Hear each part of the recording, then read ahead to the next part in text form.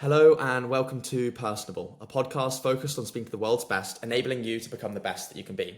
Today, I'm honoured to be joined by Maisie Roberts and Bertie Kinnings. They are both graduates from Loughborough University and are building Scran, which we'll learn about in a few moments.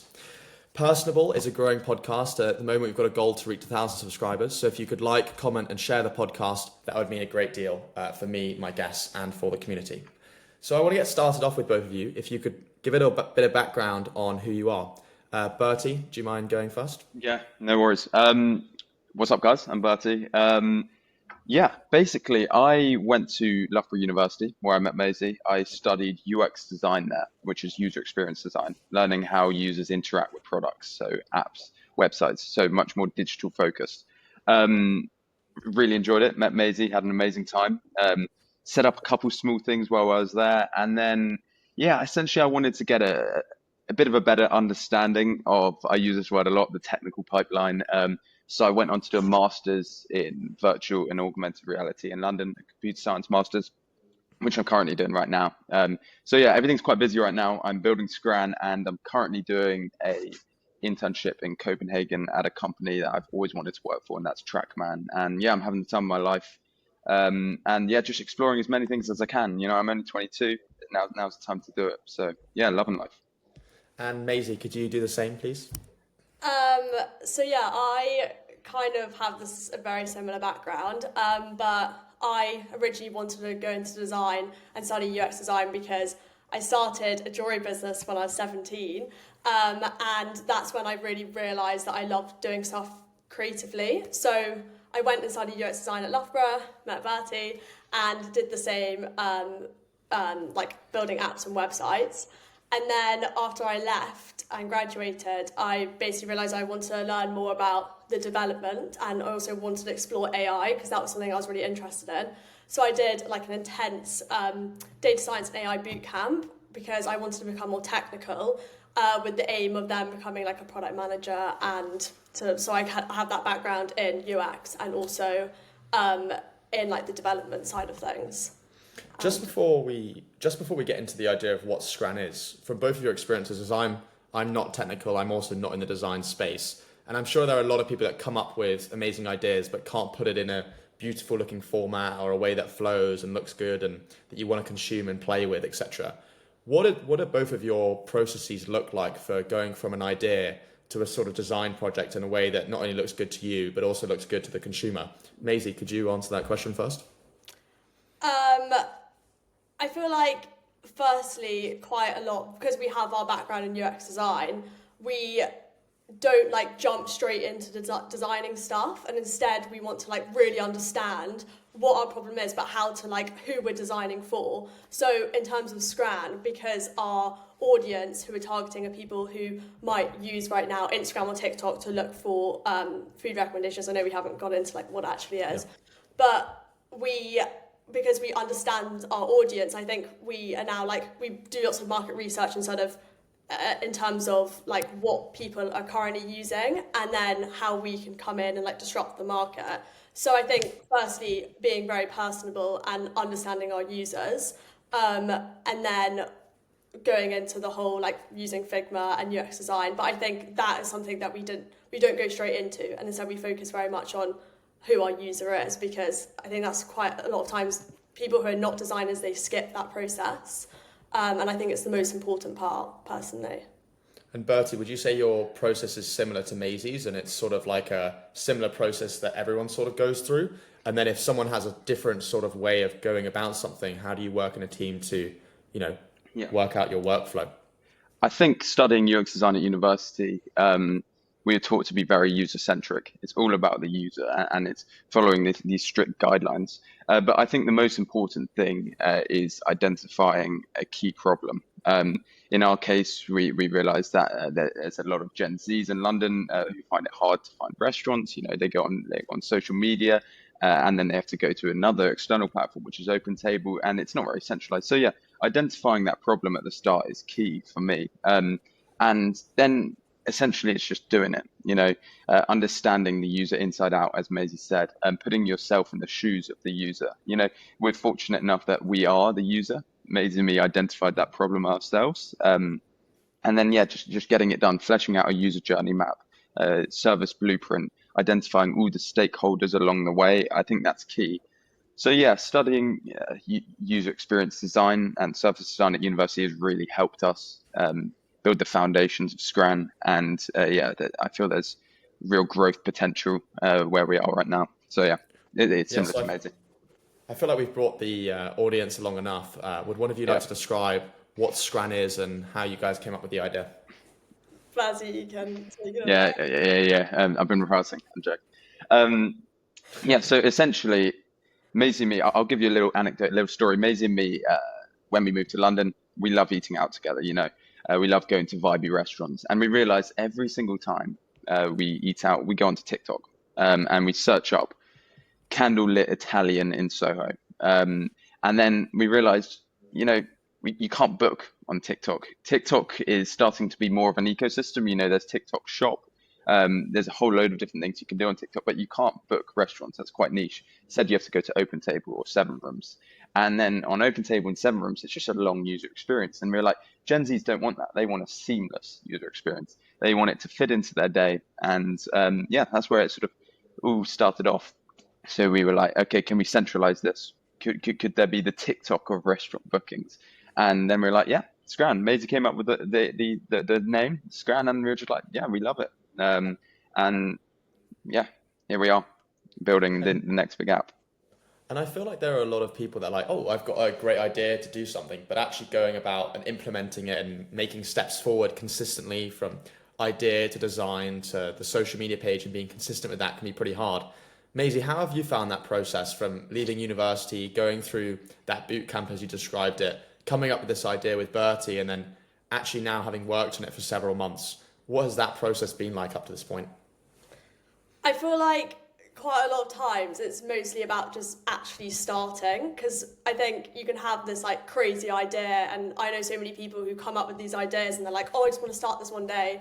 And what me and Bertie did is literally the day that we thought of the idea, like the next day we got started. And if we were to delay that process, that quite a lot of people tend to do, because, I don't know, like they're just busy or circumstances, but we just were like, right, we're going to do this, let's do it, let's start. And even if we don't like dedicate everything to it, we can just do small steps every single day. And then eventually those small steps will add up to something bigger. So we're taking it as the kind of approach, like, let's just get started and then like see how it goes and rolls in the first couple of months. And then it kind of all just goes from there. So I think just like actually starting, I would say, is like the hardest part. I would say it's super easy to think of an idea. The amount of domain names I've bought in my time, I bought about 100 domain names. I like to call myself a serial entrepreneur, but realistically, I never do them. I never commit to these ideas. So yeah, I was just like, right, I'm going to calm this never-ending explosion in my brain, and I'm going to do this idea, and I'm going to do it really, really well. You know, achieve small steps each day, as Maisie says. And yeah, now we're doing it. So yeah.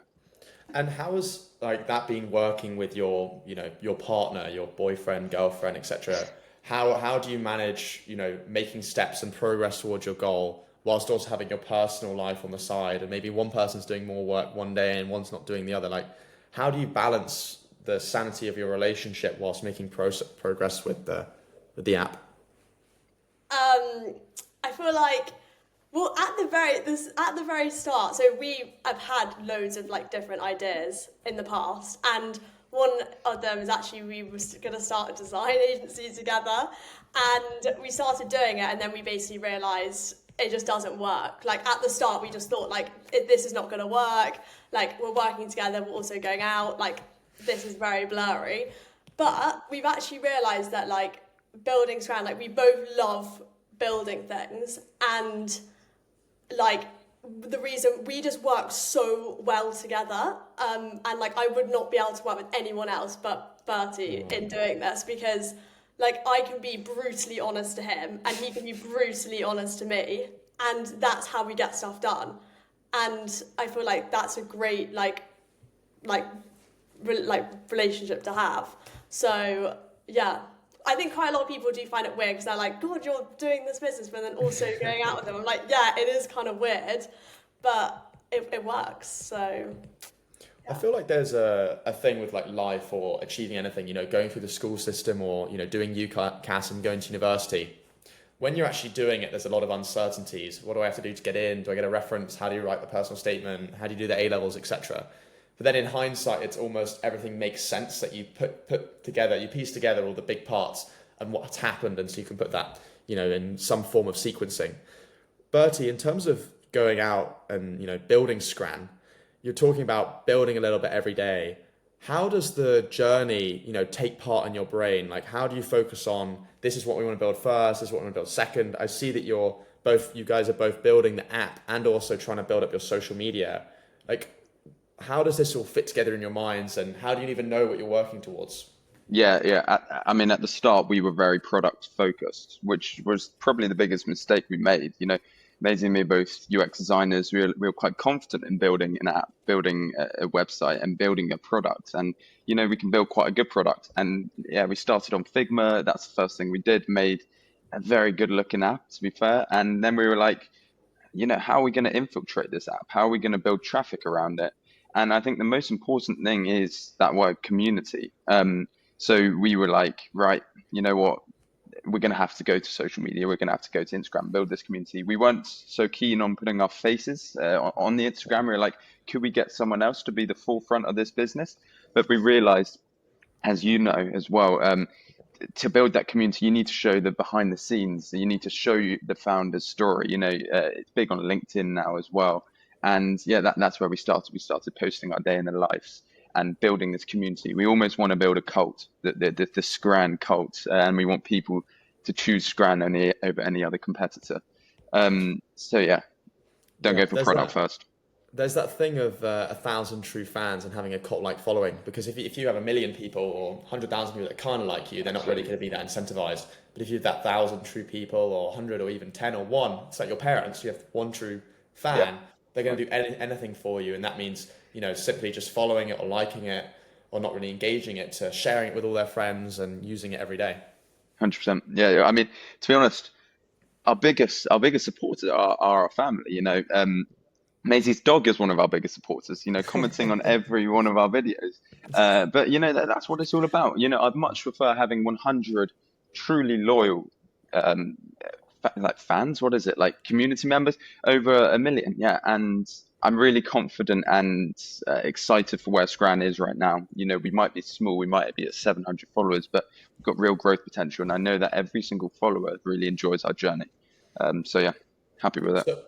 So Maisie, from your perspective, like, what does success look like for Scran? Is it short term, like every 3 months, every quarter, a year, 5 years? Is it about getting it breathing? Is it about getting people on it? Is it that you're trying to build something profitable or popular? Like, financially, how do you look at what makes it successful? Just like a top-down approach, like, what does success look like for you, for Scran?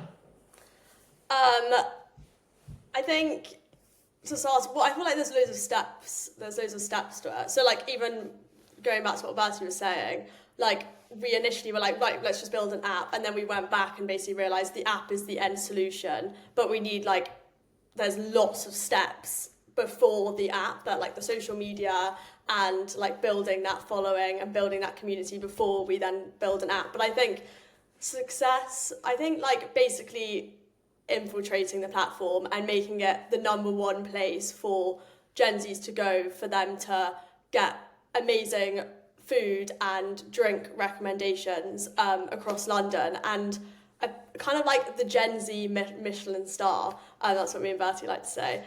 And yeah, I feel like just basically infiltrating the app and making every single one of our users, like Bertie was saying, be part of a community. I feel like success for us is like, it's not just an app, it's about the users and this community of people who love food, who are in London, and using Scran to help them discover food and drink spots within London. How does that community work?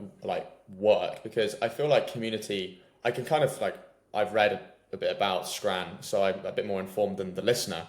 But like, how does the idea of community work? Because I feel like for a lot of startups, that actually 1,000 fans thing is quite overused in a lot of senses, and people that don't actually have true community claim that they do. So what does community look like to you guys, and how does the actual logistics of the app work? Like if I was to just go on the app, I've never heard about it before. What am I looking at? What am I doing? Am I a scranner? Am I looking at what other people are doing? Can anyone post? Can no one post? Like, how does the logistics work, and what does community look like on the app?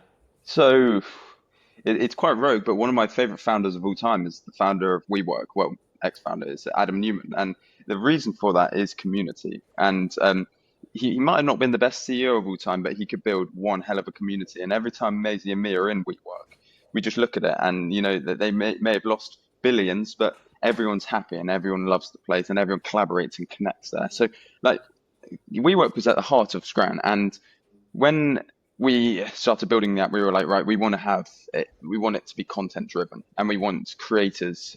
We almost want to democratize food influencers in London. We want people who love food to go out and post videos on our platform. So essentially, when you go on Scran, you're just going to see videos of young Gen Zs who are part of Scran, posting about vibey restaurants in London, vibey bars. And yeah, you can book them from there. And yeah, we've also got our channels as well, where people carry on posting, even the small little things like the hotline that we just introduced, a WhatsApp group chat. If you're watching, go join it. It's amazing, because people just share and collaborate, and cool restaurants and bars in London. And yeah, it's great. And How can they join your WhatsApp? link is in the bio. It sounds like I'm promoting it, but it's really good. Yeah, And yeah, no, links in the bio, and go join it. And how do you differentiate between like noise versus like true, like real building blocks behind a business? Because I think there's often that misconception that you kind of just have an idea and then you just build it. But there's actually a lot of dirty, unseen work that kind of goes on behind the scenes. Like I think a few years ago, there was a big emphasis on, NFTs and, what's happening with Web3. And then now it's more of a shift to what's happening with AI and what's happening with cryptocurrencies. More is just seen as more of a trend and noise versus what's actually happening. How do you balance, including trends in what you're trying to build versus focusing on the fundamentals of your business? I mean, it's scary how fast these trends move. That's why I went into virtual and augmented reality. That's why I did my master's, because I really, really thought that the metaverse, blockchain, virtual reality was where it was at. Maisie and me wanted to set up a little business, buy a bit of decentralized land. But now I don't really think the metaverse is where it's at right now. But as for Scran, I think it's just so important, the importance of AI. Everyone says it, but we just got to harness it. A lot of people go, why couldn't GPT automate what Scran is doing? And then I go back to that word, and it's community. But we're using GPT APIs in our thing. We're constantly harnessing, embracing new AI systems. But yeah, trends move super fast, and Yeah. you have to stay at the forefront of it. Maisie, have you got anything to add on that? I feel like just basically using AI, harnessing AI, because AI is like amazing, but I feel like quite a lot of people just use it for the point of putting on their website, oh, it's powered by AI. When like I always think that if we are going to include AI in Scran, which we're like planning on doing, we need to make it actually make sense and like actually make it make sense to the user rather than just like whacking it on the website being like powered by AI. So yeah, I feel like using it in the right way. Yeah. What do you think is the biggest barrier to entry right now between you guys and fulfilling your goal of building a product that not only works, but that people love? Ooh, good question. Need to think about that one. Biggest barrier to entry. Mate? Wait, biggest barrier, what's the Like, biggest barrier like to blockage or unknown, or like it could be money, it could be not enough followership, it could be not enough time, it could Okay, be yeah, 100%. Okay, so competitors, like yeah, no, 100%. So we've got a couple competitors, but we're quite confident about our community right now. But as for the biggest barrier to entry, it would most likely probably be building that team out. We're constantly looking for developers, and obviously we're not funded right now. We don't want to be funded for the time being, because we want to keep our ownership of Scran and have control over it. So yeah, it's finding developers who are genuinely passionate about our vision and want to join us in creating this vision. because a lot, they're sort of quite in it for the money. No, I don't want to do that. I don't like the sound of Scran, and yeah, that's the issue right now. I'd say building the team. Yeah. Yeah, I feel like building the team, and then also just like, yeah, some competitor. I mean, there's like one competitor that we look at, but we also think that we can do better than them. And also I think that it's not so good always being the first person to do something, because I mean, people always say this, like, you should never be the first, because you can easily like look at what they're doing and then make it even better. So it's actually even better being the second person to do it. But there are always going to be competitors whatsoever. There's always going to be competitors. When we were originally building, we were like, this is a really unique product, but there will be competitors out there, and we found a couple. But we genuinely believe we can innovate a lot faster than them, and we've used their product, and there's a lot of touch points that they don't have compared to us, and of course we're also content driven, which they're not. So yeah, I'd say that. Yeah. Where do you both draw your inspiration from, design wise, app wise, people wise, culture wise? Like, where are you sort of interpreting information from to build up the brand that you want Scran to be and to become?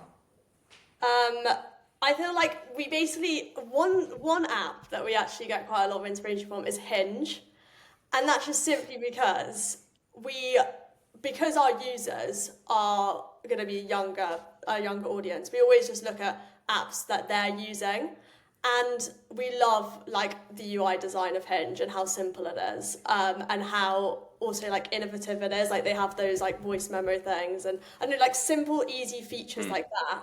So I think getting inspiration from like apps like Hinge and... Could you describe what Hinge is for people that don't know? Oh, it's a dating platform, just a dating app. And... But the most important thing about Hinge is they disrupted an industry through innovation. Dating apps were always quite that. UI was quite dull. It was all text based. And not many people matched. But then Hinge, the cool kids on the block came in, and they introduced voice notes. They introduced new touch points. To be honest, I've never used a dating app in my life, but I do often go on Hinge just to look at their beautiful UI, and they're constantly innovating. They're constantly bringing in new cool touch points, and I just don't think what's special about them is they're a big company, but they still can innovate, and a lot of companies find it difficult to innovate when they scale that big. But that's what I love about Hinge. And yeah, as Maisie says, they're a big inspiration for us. We want to be disruptive. We want to be the cool kids on the block. We want to be the disruptive Michelin star in London. And yeah. And how does that process of being inspired something feed into your process for iteration? I mean, you guys both just said that you were very focused on the customer, the consumer, the user first. So when you find something that they like or don't like, or you see something like Hinge that works or something that doesn't work, how do you interpret that information into a way to actually improve your processes for Scran? It's all about, it's the first thing we do always, just pen and paper, sketch down some wireframes, and we go, okay, what are the apps we like right now? So for example, we were like, okay, TikTok's one of our, this is where the idea stemmed from. And we're like, okay, we want to be content driven. So we sketched it down. You sketch down something called a wireframe. That's what it's called in UX design, just a simple user interface sketch. And we put it all together, brought in loads of different app designs, and we're like, okay, this is what we want to do. Then we start mocking up sort of more mid to high fidelity wireframes on Figma, and then we go, okay, this is the product we want to go with. And yeah, obviously it's super important always discussing with developers, having an understanding of that technical pipeline. So yeah, feasibility is another important thing when designing these apps. So always staying in contact with the developers as well. I want to transition to a slightly different topic. So you are both recent graduates from university. I want to talk about like the job market and how you've both found, leaving university. What's the process like for you guys and people outside that? Is it good? Is it bad? I'm looking at it from a US perspective, but the UK perspective is very different. Sort of like an open-ended question, just if you feel that, Is university still worth it? Is it easy to get jobs, in the UK anymore? If either of you want to touch on that, it'd be great. Yeah, I think the job market is hard at the moment. I mean, there's like memes on the internet of software engineers working at McDonald's. So I think like it's way more challenging than I thought it was going to be because I thought originally like I had a pretty good degree like at website design, and it was a lot more challenging than I thought. And then thinking about university, I think, in my opinion, there's like two types of people who want to go to university. Either you go to university to have like an amazing time, meet your long life friends, and like great if you go for that reason. Or there's a reason where you know exactly what you want to do, you know where you're going to go to get the best course, and you go just because you know it's a great degree and you know you're going to get a lot out of it. So yeah, I think if you don't know what you want to do, I think it's quite good because it's like a 3-year leeway into then getting a job, so that you can give you time to like think about what you actually want to do for the rest of your life. But I feel like if you know what you want to do, I think there are better options in terms of apprenticeships and things like that. So yeah. If I could do it all again, like from a very young age, I've always had passions and I've always had a clear goal. When I was 13, I always wanted to be a car designer. I loved Ferrari. I loved everything about cars. I used to sketch them in the back of my textbooks, and I knew I wanted to be a car designer. And the thing about school is, you do GCSEs and you cover stuff that you never look over again. And I would have loved to just also it's coding as well. Maisie and me often talk about this. I would have loved to pick up code from a younger age. I'm not great at it, but I would have loved to had an intensive computer science course at school. And then, of course, if I had the opportunity, I would have jumped straight onto an apprenticeship. I think apprenticeship is amazing. University was great, but as Maisie said, we picked up these skills, but the job market in the UK is so tough. You apply to these places and they go, no, you need more experience, and it's really hard. I think it's interesting how you can go to the right schools, go to the right universities, get the best possible grades, and yet it still comes to a point where you can find it hard to get a job, not because you didn't go to the best things and do the right things, but because the system or the economy is not doing as well, or this is in demand, or this is not in demand. And it's often quite coined in 2025, this idea of having a portfolio career and assembling a lot of skills that you can have in different buckets and categories, so that if AI wipes out your job, you have versatility in other areas. In terms of like the UK right now, do you feel that like London is still a center of opportunity? Particularly, you're trying to build a startup, which hopefully does really well. Is London the place to be, or is Europe the place to be? Is the US the place to be? Or do you think that location doesn't really matter if you have the right idea, work ethic and skills? It's a really good question. I think in terms of technology, the UK isn't the best place to be right now, if you want to break out into tech. But if you've got an idea, I think you can set up a business from anywhere. We identified a problem in London specifically. Look, we don't know about other cities. I'm in Copenhagen right now, and I look at our business model and I look at Scran, and I'm like, I don't know if it would work here, but I know for a fact Scran will work in London, and there are users who will use it. But yeah, as I said, there's not as many sort of accelerator programs here in London, incubators. Obviously over in the US you've got Y Combinator, but here there's not so many. So yeah, it'd be great if there was more of that, boosting young entrepreneurs in London. There's a CEO called James Watt, one of our favorite CEOs. We really look up to him. He owns Brewdog, and he's really big on it. He's really big on pushing young entrepreneurs to build their own businesses. So yeah, we're gonna see what we can do with him. Yeah, I'm a big fan of what he's been doing as well. Yeah. Is there, incubators aside, is there anything else that you'd sort of change? Like from my perspective, I find that it's not only the taxes and, the number of startups and, the job market and economy being bad. But I feel like it's also a general mindset in the UK and compared to the US that I found, studying at Duke versus studying at Eton in the UK, is that when you start an idea or when you start a business in the UK, it's sort of frowned upon. It's sort of like, oh, well, you're probably going to fail, or why don't you get a job, or, this is probably not going to work out. Whereas in the US, it's like, oh, you've got an idea. Sure, you might fail, but go for it. Like, how can we help? What can you do? Here's how you raise money. Very boom or bust sort of mentality. Have you guys found that generally to be true in your own ways as well? And how do you think as a community on Scran and beyond that we can go about solving that to encourage people to continually take risks, go for opportunities and build amazing things?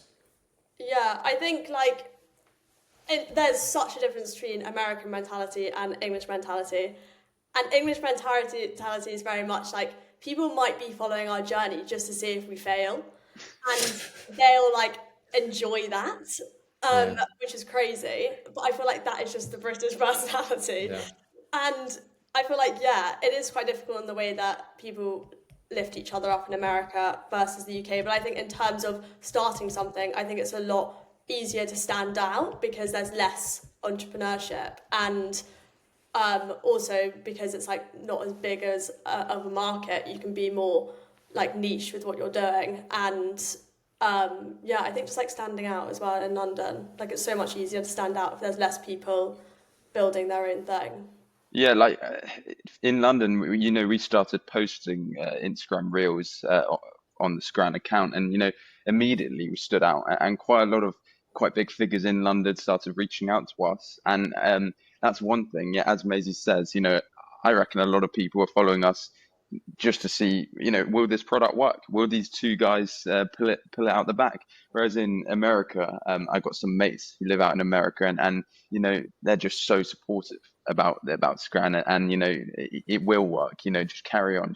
Whereas in London, a lot of people have doubts about it.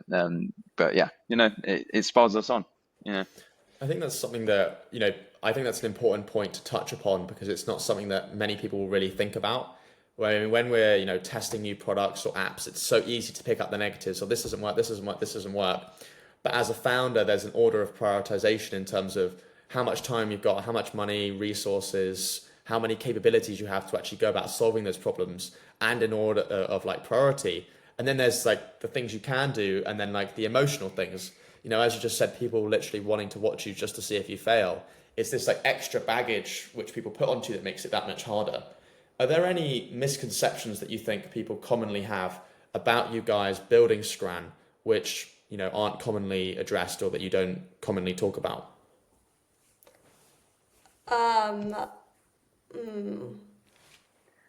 Misconceptions.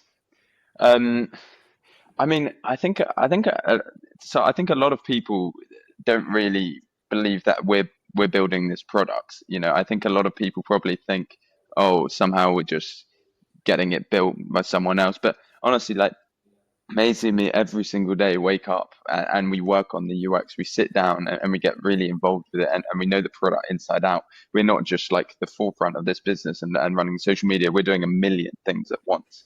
Alongside my amazing internship as well, I get back and I do an Instagram video. Then I do a bit of the UX design on the app. So I think a lot of people think that we aren't that tech focused, but we actually are. Surprisingly, we are building this product ourselves. Yeah. Because I feel even on our Instagram, we never wanted to be at the front of we thought we were awful on front of camera, and then we did it for the first time. Now we're getting pretty used to it, but people might see us and go, oh, they're just making all these silly videos, but actually that's just to build traction, when actually we're doing a lot more behind the scenes. But that's also what we're trying to show on our Instagram. So yeah. When you first started posting online, what was the idea and those fears in theory of being in front of the camera and actually generating content versus what's it been like in actuality? You know what? It's actually been far more supportive than I thought it'd be. I never really, Maisie and me have a combined Instagram following of what, like 600. I never really post on Instagram, so like the whole world of social media was new to me, and I never thought I would ever post founder videos of us. So yeah, I was quite skeptical, and I was thinking, um, this isn't going to be good. We're going to get a lot of hate for doing this. We're going to get a lot of hate comments. But actually, people are really supporting us. It's made me feel really good about myself since building Scran. I'm happier than ever building Scran. I can't wait to get back home and just build it even more, and connect with our community. So yeah. Yeah. I feel like you also have to have the mentality of like, you go all in, because some people don't like posting themselves online because they're like scared what their friends are going to think of them, and which I like understand people thinking that, but I think me and Bertie both have the same kind of mentality where like we just don't really care, which is like really bad, but I'm like, I don't really like I don't really care if people think, oh, she's doing something really weird, because I always feel like you have to go through that really cringe stage where people probably do say like, oh, have you seen the video? Like, it's really cringe. But I know that you have to go through that. And yeah, I feel like it's you just have to put yourself out there, and it can be like really scary. But I also think like you just have to have that mentality of it's going to be okay. And But everyone does it as well. Like Mr. Beast posted like 600 videos before he got big. You have to go through this stage in order to get there. People probably will think we're a bit cringe at this stage, but it's going to pay off in the long term. And Maisie and me just sat down. We're like, right, we're going to do this. We're going to do it properly. We're not going to look shy behind camera. We're just going to do it. And the reality is we used to hate it, but I kind of enjoy it now. I don't know about you, Maisie. Yeah, I kind of enjoy getting in front of camera now. But yeah. It's funny how at the start it's like the hardest. It's even like going to the gym, if you're like overweight and you haven't lifted a weight, you've got to learn how to lift the weight. How do you eat better, sleep better, drink healthily, eat healthily? Then the more you lift weights, the easier it gets, the less anxious you are. You don't even think about what do I look like? Am I lifting it right, etc. It's similar with social media, that at the start it feels like this overwhelming thing that how do I film? Do I look good? Am I being too loud? Am I being offensive? Do people like this? Do people not like this? When actually just the routine of posting, you overcome that fear. The followers grow, the likes grow, the comments grow, the support grows, and so you're motivated to keep going. And that's definitely something I found with my own like social media. And I've kind of got to the point where in terms of like posting, I really don't care. Like it could be an embarrassing video of me. I still can find going up to someone and being filmed like in public can be kind of hard, but it actually gives you, despite the the material results of whatever happens, the skills that you get from being confident, putting yourself out there, being more concise, saying things that make sense, build community that people respond to, are things that just make you into a much more coherent, well-versed person overall. And so there are kind of like external / extrinsic benefits that you get from the process of building a following on social media, even if it doesn't give you the first-hand direct result. 100%, 100%. Yeah, you've gone through it as well. And it's hard at the start, but you just gotta do it, and you gotta face your fears sometimes. I've always done stuff a bit differently, same as Maisie. This is a big step, and now I've done this. It's one of the best things we've ever done. Um, and also and yeah, especially how we're both like, I would say like we're not extroverted people. We're quite like introvert. We're both quite introverted people, and we like to keep to ourselves. And like our private lives are like very private. Like we it's don't important. Yeah, show our private lives like at all, even like on our own personal Instagrams. And like our relationship's very private. We don't like we just like to keep it private. And then like suddenly we're now just like posting about everything, and I feel like so exposed. But like I guess you just have to do that. I feel like for a lot of brands, they'll hire PR agencies, like oil companies or people that are doing, inherently usually bad things. But even, bigger companies, and they get in trouble with their factories, etc. They hire PR agencies to make themselves seem like good people or generate values that makes them seem good. But as you said, you've kind of got good comments and people are enjoying what you're doing. Is there a particular like goal or mindset behind your views and your story that breeds inspiration and breeds positive brand image? Like, is there any particular thought behind that, or is it more just like a consequence of what you're doing? We like one of the most important things for Maisie and me is being truly authentic. What you see on camera is us. As I mentioned, we also made a video on it. Um, we're building a social media driven business in 2025, and we have a combined following base of 800, and we're gonna harness that, and we're gonna you know go along with that. That's our USP, and we just want to be authentic. We want to be true. We want to be honest. Some days we have our doubts. Some days we don't get any work done. And we want to show that all to you guys and show that building a business nowadays is possible, and you don't have to be business savvy. You don't have to have a clear structure. A lot of people, a lot of business books say, "Oh, you need to know this. You need to know this." But realistically, when I read James Watt's book, everyone does it differently, and do it how you do it. And the Amazing Me have, done it slightly differently, and it's working right now. So From building audience on social media, I mean, obviously just living your own lives, what have you found that people want in general, and how do you align the incentives that people have in their own lives to build an app catered to them? In terms of like how they're using Instagram and TikTok for. Just in general, like some people want motivational stuff, so you sell them gym memberships. Some people are, your whole product is basically to combine TikTok and OpenTable, but you've also got people that are looking to tear you down. Like, have you found there's a general like trend of human nature that you've seen, or that people are random? Are there trends that you find? Like, how has building Scran changed your view on humans, trends, groups of people, and how can you interpret that information to build the best product for them? I mean, we realized there's a problem. Straight away we were like, is this problem real? Will many people have this problem? And we posted our first video on Instagram, and suddenly we realized, oh, people like this. People were liking, going, oh, I'd do anything to have this app now. And a lot of the time people go, is this a real problem or not? But there definitely is a user group out there who have these problems. So yeah, just find a problem and do it well. I think Yeah. we're using social media to see basically, because people who follow us would also be like our users, because they're like following along on our journey, and hopefully we'll download the app at the end of the cycle. So social media, and then how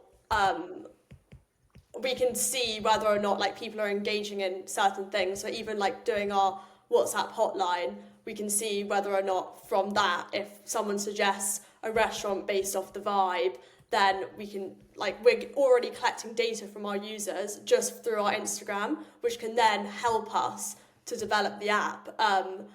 So I feel like that's why social media is really useful for us in terms of like actually collecting real data from real users. We've also discovered a million different problems and use cases for the app. People have approached us saying, "Oh, look, I have I can't eat certain foods, and I find it impossible in London to find restaurants that are gluten free or something like that. I don't know." And loads of people come to us with really niche problems, and we've realized along the way, oh, look, Scran can help with this, and it can fix multiple problems at once. So yeah, as we carry on building, hopefully more and more people come to us and go, yeah, could you help us with this? And as they say this, we integrate new touch points into the app. So it's really interesting. Yeah. If you were to go back in time to when you first started the app and you could speak to your younger self, is there any particular thing you would have done differently now, or something you've learned that would have made the process more efficient? Yeah, I'd say the most important thing is firstly, don't focus on product. As I said, we jumped straight in. Literally, the first hour, Maisie and me were mocking up designs. Don't focus on the product, and also, Could as you I work? Why don't focus on the product? yeah, because we built this amazing app, and we spoke to a really interesting guy who's based in London, and he helps infiltrate apps, and he said, well, you've got amazing UX design. Anyone could build a UX design, but have you got community? Have you got content? Have you got the heart of Scran? And we're like, no, we don't. And a lot of people make the issue now, make the problem nowadays that they build an amazing app, an amazing product, but they can't infiltrate it. You go, shoot, now I got to build this brand and get people on board. So yeah, it's 100%. Don't jump in too fast. Also, there's no, as I've just said, there's no clear path. You don't have to follow any structure. You don't have to read these business books and go, I have to do this or I have to do this. Don't focus too much on the problem. Just realize that there are people out there and make a start. You can think of an idea, but just give it a go. And yeah, Maisie and me often doubted ourselves at the start, but I realized that's not important right now. Let's just build this community and see where it takes us. I definitely do think there is something to be said about the idea of the flow, and just once you're starting on stuff, the doors start to open and everything sort of makes sense. Even on the social media point, if you went back 30 years ago, the main way is that, companies were attracting new potential customers. They'd send door-to-door leaflets, they'd have people on the streets, they'd send out tasters, they'd have ad breaks on television. And these are the ways they pull in brands and form that connection. But over time, as social media was built, and sort of adjacently to that, you had online creators developing things for entertainment, for education, music, etc. They have now turned into their own businesses with online creators. I mean, the biggest of which being Mr. Beast. He's been able to generate a chocolate brand. He has his media brand, which is now worth, I think, upwards of, I think he raised money recently at 5 billion, and it's potentially worth even more. And it's similar with your brand and other businesses now, where they're not only looking at what does the business do, but it's also what it represents online by connecting and partnering with influencers, because that's the way you get traffic. Because if you have a product that no one wants, it's like, what do? It doesn't work. But if you have, as you said, the 1,000 true fans who genuinely care about you, what you're doing and filling their problem, I don't think they mind if there's no product straight away. But over time, they'll be like, oh, well, you've got this thing I like, you've got this thing I like, oh, I didn't like this. And so you adapt the product to fit the customer. And on top of that, VCs, incubators, accelerators are also like, oh, well, you've already got the followers. All we need to do now is give you the means to build it, and then you can go forward. Yeah, sorry, yeah, Maisie, go ahead. I think that's another thing. We also knew that, there's like even a business right now called Salt, and I don't know if you've seen it, but it's an electrolyte company, and there are two people who have started it, and they're basically posting themselves online about their founder story. And they're focusing very much, and we've also taken inspiration from it, because they're focusing very much on the post-launch strategy of infiltrating the Instagram, which can also help with funding if we do go for funding further down the line, because we're like proving our hypothesis. Because if we already have people following us and following our journey and wanting to use the app and reaching out to us, we're kind of proving that if when we do release our app, it will be infiltrated because we have X amount of people already following our journey. So yeah, I think if you also got that those 1,000 members in the community, I think they can be quite forgiving on beta tests. If you've got those 1,000 followers and you launch your beta test and it's a bit trash, they will forgive you, and you can build something better. But if you don't, the beta test is tough. People ain't gonna be forgiving, and that's all part of the journey. Yeah, we always know that the first app that we're gonna release is never gonna be the final one, and that's No way. is like a lot of people who release apps. And in fact, we know it's not going to be the final one, because we want to use it as a way to get feedback, look at our users, and then even it helps reaching out to our followers on Instagram saying, what do you guys think? Do you like this idea, this idea? So we can even use our Instagram to help us build this, because we can reach out to our followers and literally ask them for their advice, or what features they would like. So yeah. Going slightly on a tangent from that, the importance of having an account, an Instagram account with a certain amount of followers, it starts to become a real asset. Right now where we're at, we're not quite high enough to build partnerships with these restaurants, but we're constantly looking to build partnerships with these restaurants. And when you hit about 5K, these restaurants are going to start going, oh yeah, we'll offer you a free meal, and boom, we can use one of our scranners, we can send them there. But right now it's super tough approaching these restaurants. We have to approach restaurants that have just started and they go, okay, yeah, we could do with your help. As for other restaurants, it's tough. But how do you balance making something Scran approved authentically whilst also partnering? Because I thought part of the point is for the scranners themselves to decide if it's Scran approved or not. Yeah. So sorry. So the scranners, we're basically choosing right now I don't know if you've seen on our Instagram, but we have these people called the Scranners. And they're the people that we're going to choose. And they could be people, I mean, we're looking at people who already have like TikTok foodie accounts. And basically those people would go to the restaurants that we've either seen online and we think could be Scran worthy. And we send them to these restaurants. They basically make content of these restaurants whereby we partner with the restaurants for them to go. And then they go make the content, and then if it is Scran worthy and it meets our criteria, which we're basically putting in place in terms of like one thing we're focusing on in Scran is like the vibe of a restaurant. So we're not picking restaurants. We don't want to just pick every restaurant. We want it to be like authentic little restaurants. Is it candlelit? Does it have jazz music? So niche little things like that. And then basically once it's been Scran approved, it then goes onto the app. So only the best bars and restaurants that the Scranners have decided are Scran worthy get put onto the app. So it's kind of like a secret list, which you can only access via the app. I feel like you could actually get all of your meals for free. Because if I was thinking about it from a restaurant perspective, I've seen this on like TikTok, but if anyone goes in dressed smart and they have like a notebook out, they'll probably get a load of free stuff on the meal taken care of because they think there's some reviewer. But I even think from a point of, I mean, you could try that as like a TikTok idea, which Good video. Be good video.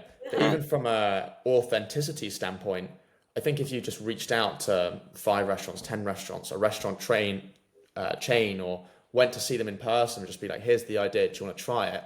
The restaurants that are actually willing to let you try their food and have a free experience there are also the ones that are probably going to be your better restaurants, more welcoming. Because if I was a restaurant owner and it was youthful, it was attracting people that like Gen Z, a popular pub, a popular restaurant, giving away one free meal isn't really going to have that much of a big impact on my top line. However, the potential for it to go really well is quite big. I mean, the one of the biggest issues we have is, there's a restaurant in London called Campania, and it's got like 10 tables in it. It's really small, and it's booked out for the next 2 months. It's amazing vibe. It's one of our favorite restaurants in London. But like, why would they want, more exposure? They're booked out for 2 months, but that's not really where we're going. We're not building Scran to give them more, more exposure. We're building Scran because our community and us, we have a love and a passion for eating out in London, and Campania's got to be in there. And if we start building this exclusive list of vibey Scran approved London restaurants, other restaurants will go, oh, we want to be approved. We want to be approved, and we're going to make our content and our media really, really unique. People are going to watch 2 seconds of it and go, that's a Scran video. And we're going to start building these videos, and restaurants are going to want to be on our channel. Yeah, I would say 2 things with response to the Campania place. Is one, like, there's 2 ways to look at it. One, for a restaurant like that to do well, there's got to have been some initial trigger, whether it's the food, the experience, word of mouth, social media, celebrity status, prestige, location, whatever it is that got that restaurant to that place in the first place. But I feel like a key part of it is the ability to adapt. Like if you think of the top banks in the world, companies like Apple or Google, or even like Microsoft's adoption of AI, like they're constantly adapting over the times, and that's what keeps it popular and keeps them as one of the biggest businesses in the world. So a place like this, if you come in with this new idea and you're like, hey, we want to get you on this, I don't see any harm in trying. But at the same time, if it doesn't work out, the fact that it's only got 10 tables within a restaurant means that you can go about looking for more restaurants. I mean, there's tons of restaurants in London. Yeah. And then over time, you can then go back to get that restaurant on the app. Or at least you're looking at places for your 1,000 true fans. It would take them 100 days to eat at that restaurant. So you're just getting more breadth, variety, and more optionality for the people on your app. Yeah. 100%. I mean, to add on that, like, even like a place, there's this burger place called Supernova, and it blew up on TikTok, and quite a lot of restaurants are blowing up on TikTok, and it suddenly over a month had like massive queues going out of it. And now, because it's in like a location kind of hidden away on Berwick Street in Soho, it's like it's suddenly now empty, and I walk past and no one is there. So because of social media, there's also this thing of like this massive buzz of hype around a place, and it will be booked for like a month, and there'll be massive queues, and then suddenly, bam, it's off, like not in trend. No one wants to go to it, and that's also the problem that I found that like restaurants are having, and that's why Scran can benefit them, because it's like a platform that they can always be on, and it's not just like sudden buzz, and instead it's just a platform where you'll be on it and people will go onto the Scran app and they'll see like all the trending restaurants and bars and all the cool places to go, and it's not exactly like trend led, if that makes sense. I thought of something, maybe it's a stupid idea, but what if you created a system in which they have to be approved, not in terms of like taste, but just that they are a restaurant or a shop, or some form of food place or eatery, and anyone's allowed on the app, so they can post, they get their food out, but then they get like a verified badge on Instagram. They have like Scran Approved or something on there. The only reason I think of that idea is it enables a sort of autonomous growth for the app, that instead of you having to go to 1,000 restaurants in London, you have a system in which you have all of them there, and then in time, as they're Scran Approved, it's like, oh, there's all these restaurants, but let me go to this tab, Scran Approved. I get maybe that's what Google's for, but that was just an idea I thought of on the spot. It's actually a great idea, to be honest. Like a feed with all the different restaurants in London, and they try their hardest to become Scran Approved. It's just we need to get to that point where restaurants want to be Scran Approved, and that takes time. That takes a lot of time. We've got to carry on building this community, this brand. People want to go, oh, I want to get that badge, that little yellow Scran badge, So yeah, as you said, that's a really cool idea, and we would definitely be open to looking into things like that. Because if I thought of somewhere like Harvard, for example, one of the best universities on the planet, obviously it's got great teaching and prestige and all of that. But if the acceptance rate is 4%, that means 4 kids are getting in out of 100. And it's only by knowing that those other 96 didn't get in that the 4 seems special. And so if you're on Scran, it looks like, oh, well, there's 30 apps, and then, oh, there's only 1 Chinese, there's only 1 Indian, there's only 1 pizza place. But then it's like, no, actually there's 50 pizza places and 2 are Scran Approved. And there's like tiers of Scran Approved, like it's platinum, it's gold. I don't know, I'm just kind of spitballing ideas, but I really like the concept, and I think that there's a huge amount of growth and adaptability and opportunity here for this app to do really well. Awesome. I want to ask one final quick question, then 3 closing questions. The first one, the last main question being, do you think there's any question which I haven't asked you guys that would provide value to the audience? Yeah, that's a good question. I'm gonna take some time to think about that one. Any question?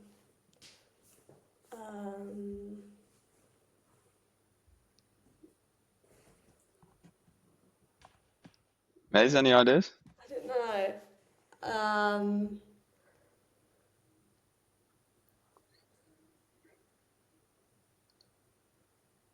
Let me think about that one. I don't know. I mean, I guess what do we have? I don't know if we've answered this here already, but what do we have over our competitors? Or like what? Or like why should it be us who builds Scran? Why not anyone else? Let's hear it. Let's hear the answer to those 2 questions. Like, I mean, like other people could build this, but why are we good for this? Yeah, why? I mean, one of the most important things nowadays is being user-centric as a business. Studying UX design, we realized, it's so important to put yourself in the shoes of the user and understand all stakeholders involved. And we look at a lot of our competitors right now, and we're always fascinated by the founders. We go straight to the founders, and a lot of them aren't really their target user. We're specifically targeting, young Gen Zs in London who want to eat out. And as you've seen in our street interviews, every single Gen Z member walking down Carnaby Street, we ask them, how do you find value restaurants in London? And they say TikTok. Maisie and me find value restaurants through TikTok. So we're building for ourselves. We would use this app, and we always ask ourselves, would we use this? Is this valuable? Is this meaningful? So yeah, I think that's where we have a real advantage compared to other competitors. You know, we're young and we know what we want. Yeah. I've got three final questions. Bertie, I wanna ask you both these three questions one by one. So Bertie, looking at any form of scope over the next 3 months, year, 5 years, what's next for you? What's next for me, specifically for Scran Just in your life. in my life? Well, from a very young age, I've always wanted to be an entrepreneur. Like I said it to Maisie, and I said it to you. I bought 1 million domain names in my life. I've designed 1 million brands. You know, I love marketing. I love branding. You know, I go straight to Figma and I design a logo, and I'm like, I could see this working, but I never actually do it. The first time in my life, we've committed to something, and I've like literally fallen in love with it. I love everything about Scran, and I just want to carry on growing it. The most important thing right now is building this community and finding Scranners. We want to find 4 people who truly, truly love food, truly love eating out. And yeah, we're already talking to a couple of people. If any of you are watching this and you love eating out in London, you're located in London, feel free to get in contact because we really would love to hear about you. So yeah, we're going to continue building Scran. We're going to launch our first web app product in the next 3 months, which is going to be really exciting. And we're going to let our users test it. You know, that's essentially our beta test. And you know, once we infiltrate that and we start getting some partnerships with restaurants, then hopefully in the long run we will build our final iOS app product, which will be super cool. Maisie, same question. Yeah, I think in terms of the timeline of Scran, going back to the same thing of we rushed at the very start. We were like, let's build an app, and got really overly excited. And then actually speaking to quite a lot of people and getting their feedback, we realised our MVP, especially if we don't have any funding behind us, should just be a web app to begin with, and then that would just basically be our MVP product, so people can use it and try it, and it can also allow us to then see like, okay, what should actually this app be? Because yeah, so I think in terms of like building the MVP product of the web app and then building the app and yeah, just scaling Scran. Like Bertie, I literally like Bertie said, I literally love building Scran. I love it, and I love building brands. Like I just love building any brand, even from like the startup in terms of like even like brand colors, the logo, doing the Instagram. It's just like my passion, and I love building things. And I've always like wanted to be an entrepreneur. So I guess.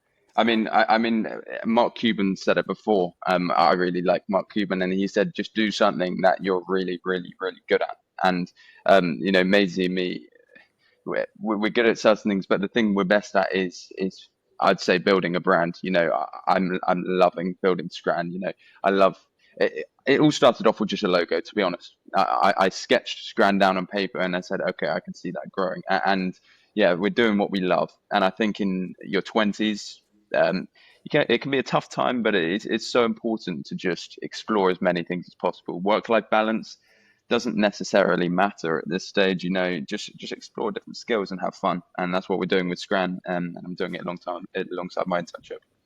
My penultimate question, and I'll ask this to you, Maisie, first. If I was to ask someone in 100, 150 years' time, what would you want your legacy to be, and how would you want it to be described? Ooh, that's a good question. I would say someone who followed their passion and followed what they love. Because I don't know, there's actually been quite a few times that I've been like, you know what, this whole like UX design, me not finding, because the job market being really difficult, not finding anything in UX design, and then going to Scran and building something of my own. I feel like I feel like looking back at myself and then seeing that I haven't gone, you know what, I'm just gonna do law and become a lawyer because it's stable and I have this like stable career. I feel like, yeah, just following what I love, following my passion and doing it, no matter like the circumstances, and just like, yeah, I feel like being a female in tech as well, pretty cool. Yeah. So yeah, just doing what I love and building something amazing as well. And Bertie? I mean, one of my biggest fears in life is sitting down on my rocking chair when I'm 90 years old and thinking I didn't try it. It at least Maisie and me tried it. Whether it works or not, which I'm sure it will work, at least we gave it a go. And in 150 years' time, I want to hold a legacy of doing stuff differently, not necessarily following the conventional routes. I've never been drawn to the conventional routes. I've always done stuff a little bit differently. My brother's followed quite a conventional route. He's absolutely smashing it. He's a lawyer in London, but that never really appealed to me. And I've gone another route. And yeah, I just tell anyone to do stuff differently and do what you really, really love. Because if you love it, you'll do it well. And I'll ask Maisie and then Bertie again. Final question, and I ask this to every guest on Personable, is what is one thing that you would want a listener to take away from this episode? I would say don't be afraid to try new things, and yeah, don't be afraid to, even if your career path might look crazy to another person, I think just like follow your passion, follow what you love, and your 20s is the time to explore. So even if you're thinking this idea might be crazy, it might not work, I feel like just do it and see where it takes you, because if it's not now, then I'll be 80 years old and think, why did I not just try? So I'd say that. Bertie? I would say I'm talking to all the 20-year-olds right now. When I was 16, 17, I was like, I'm so excited for my 20s. This is going to be the best time of my life. And 20s is, it's your time to explore new things and have fun. But it's also really scary. You leave university and you're like, oh, shoot, what the hell am I meant to do now? Am I truly going down a route I love? So yeah, just be open to everything, try everything, as Maisie said. If new opportunities open up, if you have the opportunity to live in another country, go do it. As you've done, you've gone over to Duke. Yeah, you're living life. You're going to Goldman Sachs in the summer through an internship. Just live in other countries, try new things, and have fun. Have fun in your 20s, because sometimes people take it a bit too seriously. Yeah.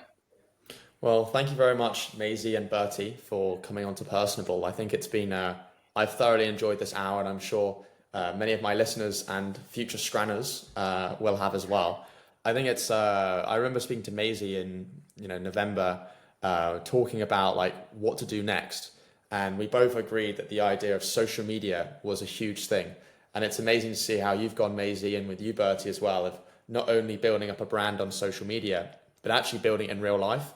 I am not one of those Instagram followers that hopes it fail. I hope you guys absolutely smash it. And having spoken to you guys for an hour, like it really shows you know what you're talking about. And I actually do think, there's that question of like, what's more important, the idea or the founder? And I'm always a belief that whilst the idea is important, it's always the founder.